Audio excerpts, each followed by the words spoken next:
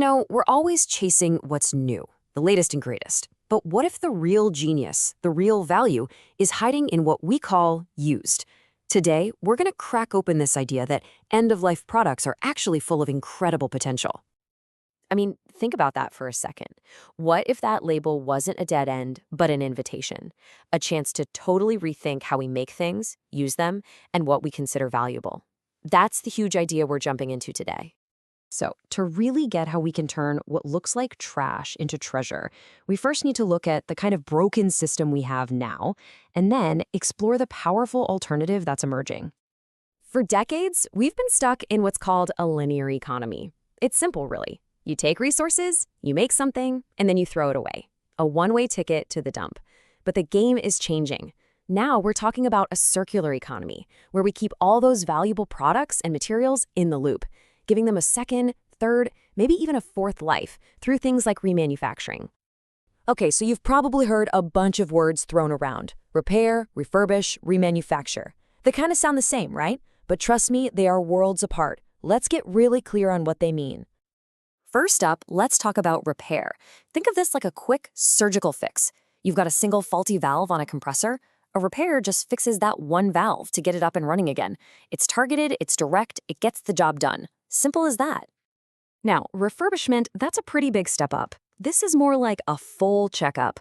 The whole product gets evaluated, any necessary repairs are made, it's tested, and a lot of times it gets a cosmetic cleanup too. It's not going to be brand new, but it's fully functional and looks great. And then there's remanufacturing.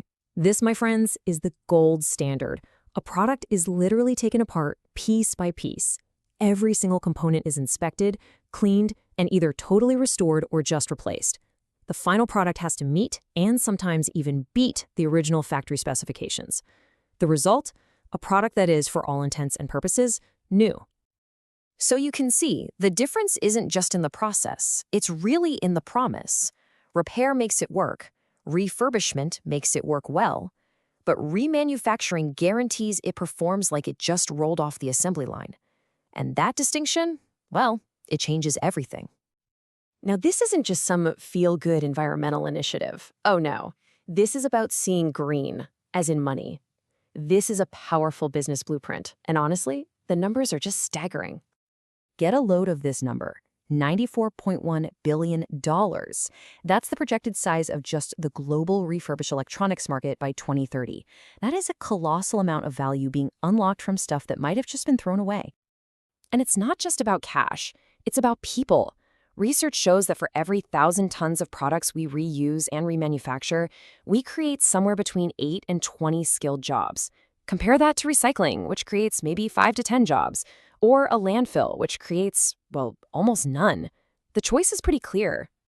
The cool thing is, for a company, the benefits just start stacking up. You open up totally new revenue streams from old products, often with much higher profit margins. Your brand stands out from the competition. You become less dependent on messy global supply chains, and ultimately, you're future-proofing your business for a world that demands this kind of thinking. So how do companies actually do this? Well, there are basically 3 paths they can take.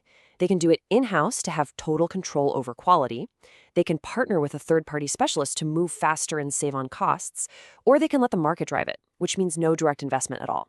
Each approach has its own set of pros and cons. Let's look at a classic example. Caterpillar. Their Cat Reman division is a powerhouse. They take back used engine components, completely remanufacture them to the original, super strict specs, and then sell them for a lot less than a new part, and with the same warranty. It's a win-win. And on the consumer side, just look at Apple. Their certified refurbished program is a masterclass in building trust. They guarantee the product works like new, they package it like new, and they give it a brand new 1-year warranty. They've managed to turn a used product into something that feels premium and desirable. Of course, if this was all super easy, everybody would be doing it already. The opportunity is absolutely massive, but some of the challenges are too. So companies run into some pretty big hurdles. First, there's the upfront cash you need to get things going. Then you have this logistical nightmare called reverse logistics, which is just a fancy way of saying, how the heck do we get products back from customers? Even if you figure that out, you'll have to guarantee the quality is consistent. And maybe the biggest hurdle of all, overcoming customer skepticism. So how do you do it? How do you convince somebody that used can be just as good as new? The answer is simple, but it's not easy. Radical transparency and perfectly managed expectations.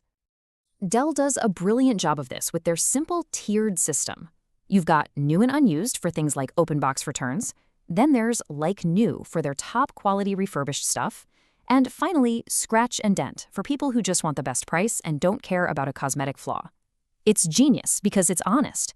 They put the choice and the power right in your hands. And what about that logistics puzzle, getting a steady stream of stuff back? Well, the pump manufacturer Grundfos created a take-back program. They just partner with installers and give them collection boxes for old pumps. This one simple incentive created a reliable flow of over 134,000 kilograms of raw material for them in just 1 year.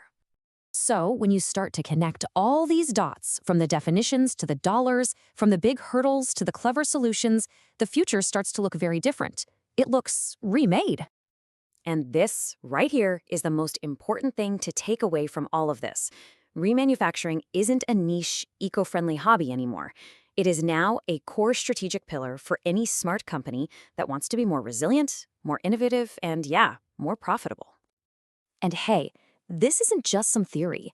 A tech giant like HP has publicly committed to hitting 75% circularity by 2030. That is a massive, clear signal of exactly where the future is headed. So I'll just leave you with this question to chew on.